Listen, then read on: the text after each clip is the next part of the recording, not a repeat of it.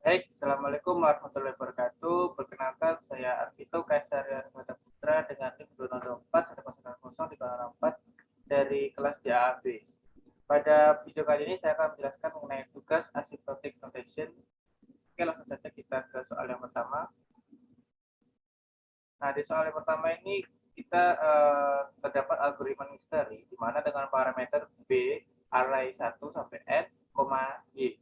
Nah, algoritma misteri ini berfungsi untuk menerima inputan dari array dan bilangan y. Nah, di sini terdapat sebuah percabangan di mana ketika nilai array dari B sama dengan 1, maka dia akan mereturn 1. Dan jika tidak, dia akan mereturn 0. Dan untuk percabangan S di sini bersama fungsinya yang di atas. Oke, langsung saja kita soal yang pertama. Soal pertama kita diminta untuk membuat power rekursif dengan inputan array B 2, 2, 2, 4, dan Y sama dengan 2. Tentukan berapa outputnya. Nah, untuk soal yang pertama ini kita telah membuat power rekursifnya, di mana di sini terdapat inputan array B 222,4 dan juga Y sama dengan 2. Nah, pada percabangan pertama, dikarenakan dia nilainya belum sama dengan 1 atau isi dari array B belum sama dengan 1, maka dia akan kembali looping dan masuk ke percabangan yang kedua. Lalu dia akan looping lagi. Yang pertama nanti 4-nya dicoret ya, karena kan dia belum memenuhi base case-nya, yaitu n sama dengan 1. Jika sampai sini dia akan dicoret lagi isinya, kemudian padding lagi, dan hingga isi dari array B ini bisa 1, maka dia akan dieksekusi. Nah, ketika mengeksekusi, dia akan mereturn 1 seperti yang ada di sini. Nah, lalu kita lakukan eksekusi lagi pada array selanjutnya, di mana nilai dari array B ini sama dengan Y, maka dia akan mereturn plus 1 lagi. Jadi dari 1 sini plus 1 lagi. Kemudian eksekusi selanjutnya dia akan plus 1 lagi karena isi dari array B masih bernilai sama dengan Y. Nah, ketika pada eksekusi terakhir, dikarenakan nilai array B selanjutnya itu nilai 4 dan ini tidak bersama dengan Y, maka dia akan tetap mereturn nilai 3 dan tidak menambah 1 alias plus 0. Oke, untuk soal yang kedua, tujuan dari algoritma misteri sendiri yaitu untuk mencari total nilai yang dihasilkan dengan mencocokkan nilai Y dengan setiap elemen array B dan akan filter satu jika terjadi kecocokan. Nah, seperti yang terjadi pada power recursive sebelumnya, di mana kita pada algoritma itu mencocokkan terlebih dahulu ya isi dari setiap elemen array B dengan nilai Y. Kemudian dieksekusi dan jika terjadi kecocokan maka dia akan mereturn 1. Nah, untuk metrik inputannya sendiri itu yaitu N. Kenapa N? Karena jika kita lihat pada algoritma tersebut, semakin banyak nilai N yang dimasukkan, maka akan terjadi banyak pengulangan juga. Seperti yang sudah terjadi pada kasus sebelumnya. Nah, untuk yang nomor 4, kita diminta untuk menentukan recurrence relation dari algoritma misteri. Recurrent relasinya itu yaitu Cn sama dengan 1 plus Cn min 1. Nah, kenapa ini 1 plus Cn min 1? Karena untuk satunya sendiri ketika kita masukkan C sama dengan 1, maka dia itu bernilai sama dengan 1. Dan jika C sama dengan 2, maka dia akan bernilai 2. Seperti itu seterusnya. Nah, ini Cn min 1 didapat dari algoritma itu sendiri. Nah, di bagian sini ya.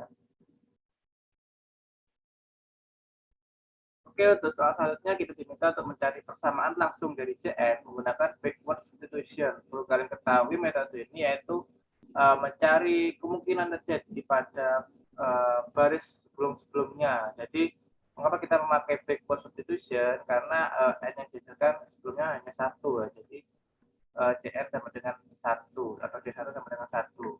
Nah, untuk persamaan langsungnya kurang lebih yaitu Cn sama dengan 1 plus Cn min 1, lalu Cn sama dengan 2 plus Cn min 2, dan Cn sama dengan 3 plus Cn min 3.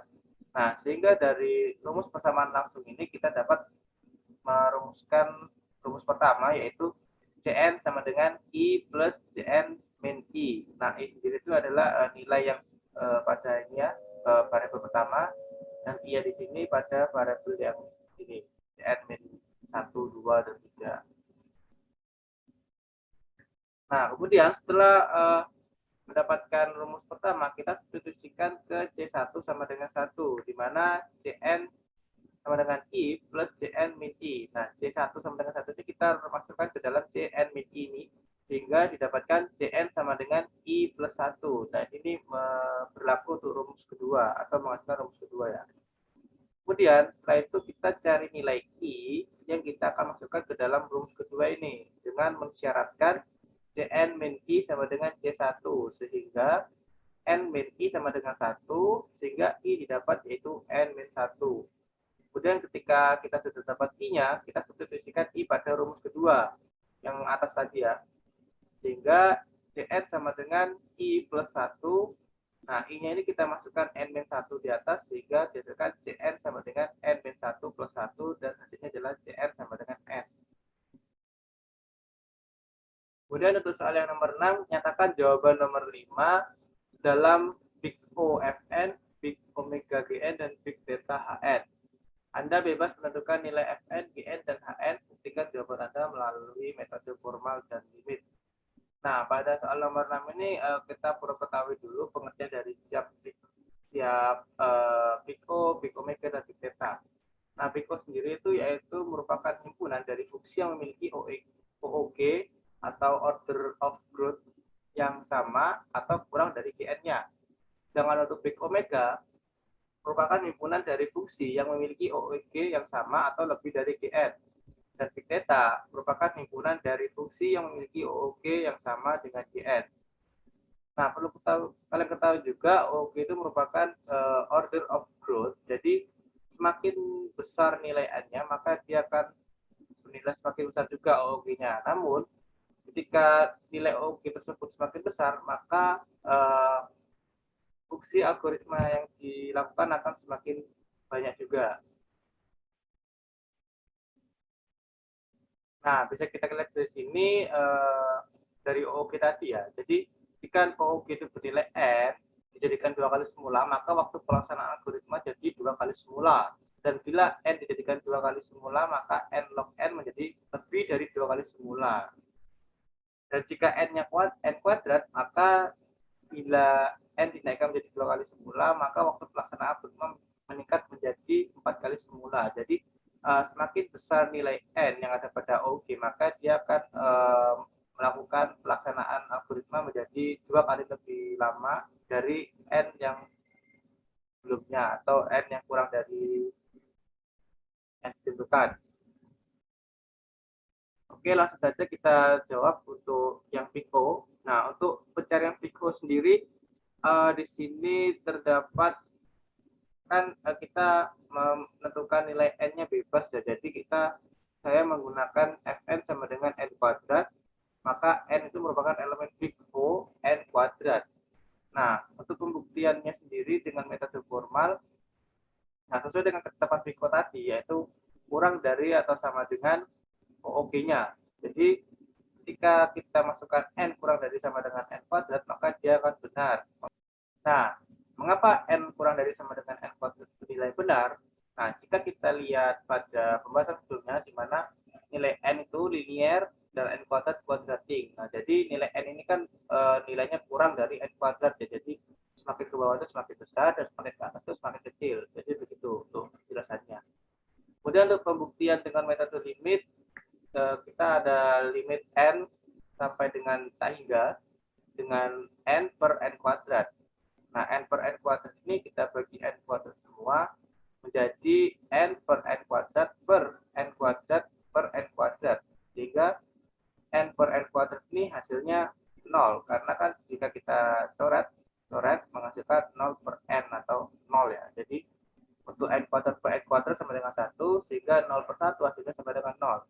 Nah, dapat disimpulkan bahwa maka Fn merupakan elemen dari omega Gn. Nah, kita misalkan N ini Fn, N kuadrat ini adalah Gn, sehingga Fn itu masih termasuk dalam elemen Big O Gn. Dan Gn atau n kuadrat bukan termasuk elemen dari big O Fn karena nilainya lebih besar daripada Fn. Nah, untuk selanjutnya yang big omega kita juga menggunakan n yang sama yaitu n kuadrat, maka n itu merupakan elemen dari big omega n kuadrat. Untuk pembuktiannya sendiri sesuai dengan ketetapan omega yaitu lebih besar atau sama dengan, jadi nilai n lebih besar sama dengan n kuadrat itu salah karena n sudah saya jelaskan sebelumnya berada di atas dari n kuadrat atau kurang dari n kuadrat, sedangkan pernyataan di sini omega itu lebih besar sama dengan n kuadrat, jadi ini salah ya. Oke, selanjutnya pada pembuktian dengan metode limit, di mana caranya kurang lebih sama dengan yang sebelumnya karena saya menggunakan n yang sama yaitu n kuadrat, di mana di sini adalah ada lim n sampai dengan tak hingga dengan nilai n per n kuadrat. Nah, kita bagi dengan n kuadrat semua sehingga n per n kuadrat sama dengan n kuadrat per n kuadrat menghasilkan 0 per 1 hasilnya 0. Nah, yang membedakan dengan proses sebelumnya yaitu pada kesimpulannya. Dikarenakan Gn di sini bernilai n kuadrat, kita misalkan Gn sama dengan n kuadrat dan juga Fn nilainya n. Maka Gn itu bukan termasuk elemen dari omega Fn dan Fn merupakan elemen dari omega Gn. Selanjutnya pada big theta, kita menggunakan n yang sama juga yaitu n kuadrat. Jika Hn sama dengan n kuadrat, maka n merupakan elemen theta dari n kuadrat. Pembuktiannya dengan metode formal yaitu sesuai dengan ketetapan theta, di mana nilainya itu sama dengan ya, jadi memiliki OOG yang sama dengan Gn-nya. Jadi n sama dengan n kuadrat ini merupakan pernyataan yang salah karena nilai OOG n itu kurang dari OOG n kuadrat. Ya, nilai OOG n atau linier kurang dari n kuadrat atau kuadratik, maka pernyataan ini salah. Nah, pembuktian dengan metode limit masih sama, yang membedakan pada kesimpulannya saja, dikarenakan Hn ini sama dengan n kuadrat dan In kita misalkan dengan n, maka Hn itu bukan termasuk elemen dari theta In atau big theta In, dan In merupakan elemen dari big theta Hn. Oke, langsung saja kita ke soal versi keduanya, di mana ini terdapat algoritma apakah ini dengan parameter array A. Nah, algoritma ini menerima inputan dari array A. Oke, langsung saja kita buat for recursive-nya. Untuk soal yang pertama, bound recursive-nya dengan inputan A sama dengan 2224, dia akan melakukan looping dikarenakan di sini dia belum menyentuh base case-nya ya. Di sini base case-nya itu n sama dengan 1, maka dia akan mereturn apa yang ada pada isi array-nya. Nah, jika dia belum mencapai 1, maka dia akan pending. Lalu dia looping lagi, menghilangkan satu suku yang terakhir, pending lagi, menyisakan 2 suku, dan ketika n sama dengan 1, dia akan langsung mengeksekusi dan mereturn apa yang ada di dalam array-nya atau nilai yang ada di dalam array-nya, sehingga ketika dia mengeksekusi maka dia akan mereturn 2. Lalu dia eksekusi lagi pada proses yang kedua, dia akan mereturn 2 lagi sehingga 2 tambah 2 4, lalu mengeksekusi lagi sehingga hasilnya 6, dan yang terakhir karena nilai n-nya sama dengan 4, maka dia akan mereturn 4 sehingga 6 plus 4 sama dengan 10. Nah, dari percobaan power recursive sebelumnya kita sudah menebak ya, maka tujuan dari algoritma ini itu mencari jumlah dari keseluruhan tiap elemen yang ada pada array A. Jadi kita menghitung keseluruhan isi atau nilai dari elemen array A. Untuk metrik inputan yang digunakan itu ya n. Jadi semakin besar n yang kita masukkan, maka akan semakin banyak juga perulangan terjadi, seperti yang terjadi pada percobaan sebelumnya. Jadi semakin banyak isi array-nya, maka dia akan melakukan banyak perulangan. Nah, untuk recurrence relation-nya kurang lebih sama ya, karena dia menggunakan n-nya 1, maka recurrence relation-nya itu Cn sama dengan 1 plus Cn min 1. Nah, persamaan langsungnya menggunakan frequency solution kurang lebih sama juga seperti yang sebelumnya, dan didapat rumus umum yaitu Cn sama dengan I plus Cn min I. Lalu kita substitusikan ke C1 sama dengan 1 sehingga menghasilkan rumus 2 yaitu Cn sama dengan I plus 1, Dan untuk mengganti nilai I, kita dapat substitusi dengan mensyaratkan Cn min I dengan C1, sehingga N min I sama dengan 1, I sama dengan N min 1. Kemudian substitusi I pada rumus 2 sebelumnya, yaitu Cn min I plus 1, Cn sama dengan N min 1 plus 1, sehingga dihasilkan Cn sama dengan N. Nah, untuk soal terakhir yaitu nyatakan jawaban nomor 5 dalam Big Omega Gn. Anda bebas menentukan nilai Gn ketika jawaban Anda melalui metode formal atau limit.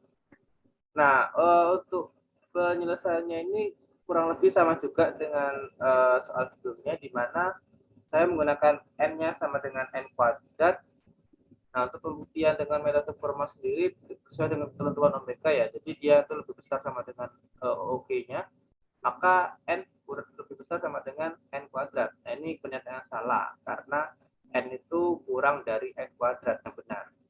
Nah, untuk pembuktiannya dengan metode limit, yaitu sama, lim N sama dengan tak hingga, N per N kuadrat, kita bagi N kuadrat semua sama dengan N per N kuadrat per N kuadrat per N kuadrat, sehingga menghasilkan 0 per 1 sama dengan 0. Maka dapat disimpulkan bahwa Gn itu bukan elemen dari omega Fn, karena Gn itu kan N kuadrat dan Fn-nya N. Maka dia bukan termasuk elemen dari Fn atau omega Fn. Dan Fn termasuk elemen dari omega Gn.